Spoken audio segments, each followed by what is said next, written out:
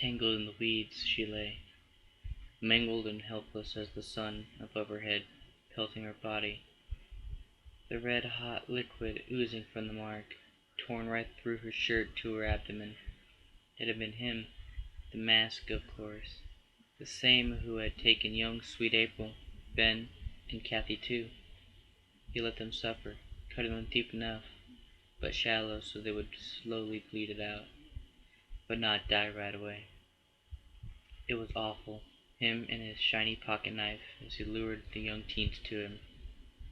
Then prepared the attack in lashes, and they tried to struggle, but it couldn't be helped.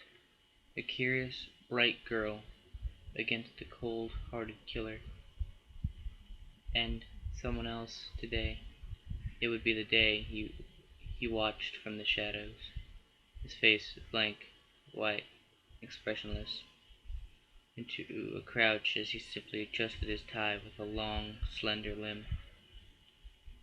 When the killer was gone, it came out. A black suit perfectly fitting to his skinny body.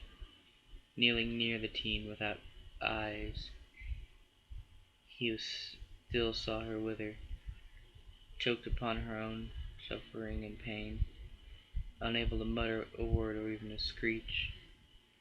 He pressed one of his long, thin fingers to her. Many tentacle-like objects grew upon his back. The life was being ripped from the female quickly, without pain, taken to perhaps better places, or perhaps nothing at all but a peaceful darkness. But now he knew. She lay there, eyes rolled back into her skull. Now she was finally away from distress and misery. Swiping a hand across her face, her eyelids closed. Getting up and peering around with his head of nothingness. He wanted that killer, to make him feel the aching. The suited figure walked sluggishly, as he would say, but without regret. However, this person, this morbid human, would not die for a while, in which, not something he often did. Usually he only took the lives of those who were left in the forest and were suffering, to be taken away and have mercy, but he deserved this. His walk turned to a run as he spotted the executioner. "Who are you?"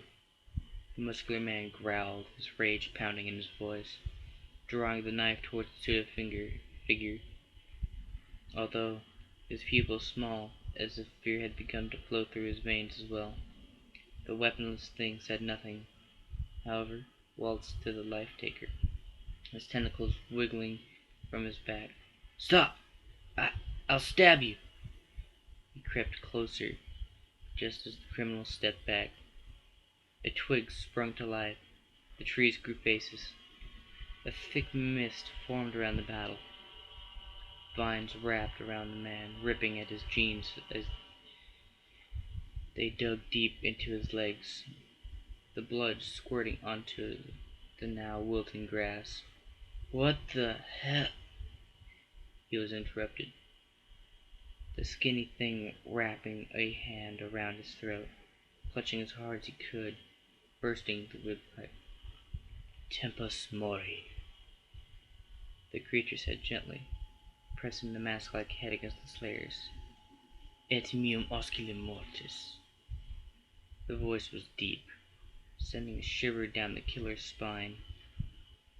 Unable to respond in oral, as his vocal cords were now a bloody mess pouring from his mouth. It was the last thing he heard.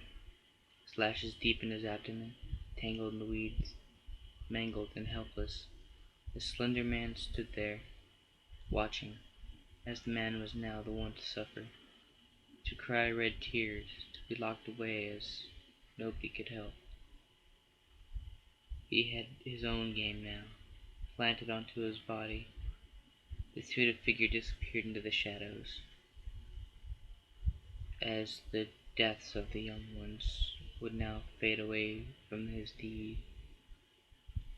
But he knew now, if spotted, They would think he did this to the girls and boys, to the killer. He laid his blank face upon his chest, hidden in the darkness, because things were not always as they seemed.